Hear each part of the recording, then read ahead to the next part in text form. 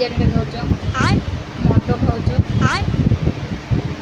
ଆଉ କ'ଣ ଖାଉଥିବୁ ଆଉ ଗୁଟୁରା ଖାଉଛି, ପାନ ମସଲା ଖାଉଛି, ମାନେ ସଫଲ ଖାଉଛ ନା ସଫଲ ବାହାର ତମେ ଭଲ ହେଇଥିଲ ବାହାଘର ପରେ ତମ ଅସଲ ରୂପ ଦେଖିଲି କେତେଟା ରୂପ ତମେ ଦେଖୁଛି ଭାଙ୍ଗଟା କ'ଣ ଖରାପ ଜିନିଷ? ପୁଅଟା ମାନେ ଖରାପ ଭାଙ୍ଗଟା ଖାଲି ଡାଇଜେସନ୍ ହେଉଛି, ଭଲ ଡାଇଜେସନ୍ ହେବ। ଆଉ ଏତେ ଭଲେଇବ ଡାଇଜେସନ ପାଇଁକା ଅଦା ଅଛି, ଜିରା ଅଛି, ଲଙ୍କା ଅଛି, ନିଶା ହବନି ପାଣି ଅଛି। କିନ୍ତୁ ନିଶା ହବନି, ନିଶା ହବନି। ନିଶା କ'ଣ ଦରକାର? ଆଉ ନିଶା ହେଲେ ସିନା ଭଲ ଲାଗିବ।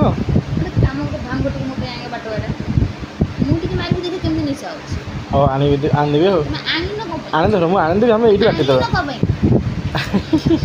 5ଟା ବେଳକୁ ଗଲ ହଁ 9ଟା କାଟିକି ଆଉଛ ହଁ ଆଣିଛ ଟିକେ ନେବୁ ଟିକେ ନେବୁ ଆଣିଛ ହଁ ଘୁଗୁନି ବରା କ'ଣ ଟିକେ ନେବୁ? ଆଉ କ'ଣ? ଆଉ ତମେ ଚାଟ୍ ଆଣିଦେଲ। ମୁଁ ଚାଟେ ଆଣେ ତମେ ତ କହିଲ 500 ଟଙ୍କା ନେଇଗଲା 300 ଟଙ୍କା ରହିଗଲା ଆଉ 200 ଟଙ୍କା ଫେର। ତମେ ତ କହିଲ ଅଳ୍ପ ଆଣିବ।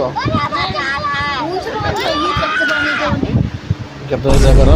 20 30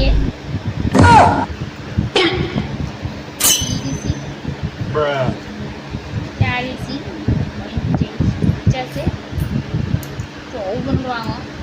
50 समझ रहे हो? ଆମେ ଖାଇଲୁ 90-100 ଟଙ୍କା ଖାଇଦେଲୁ ହେଲା। 90 ଟଙ୍କା ଖାଇଛୁ ଆମେ। ଯେତିକି ବଳିଯିବ ସେତିକି, ଯେତିକି 50 ଟଙ୍କା ଯେତିକି ବଳିଛି ମାନେ ସବୁ ଖର୍ଚ୍ଚ ହେଇଥିବ। ଠିକ୍ କଥା କହିଲି ନା ନାଇଁ? 300 ଟଙ୍କାର ସଉଦା 460 ଟଙ୍କା ଖର୍ଚ୍ଚ ହେଇଯାଇଛି। 300 ଟଙ୍କାର ସଉଦା କିଣିଲ ହଁ ଆଉ 150 ଟଙ୍କାର ଖାଇଦେଲ 150 ଟଙ୍କାର ଖାଇଦେଲ କି ଖାଇବା ଖାଉଥିଲ ବା? 150 ଟଙ୍କା 300 ନା 400 କେତେ ଟଙ୍କାର? 350 ଟଙ୍କା ସଉଦା ଖର୍ଚ୍ଚ ହେଇଛି। ତମ ରଖ ଦିଏ ମୋ ଫୋନ୍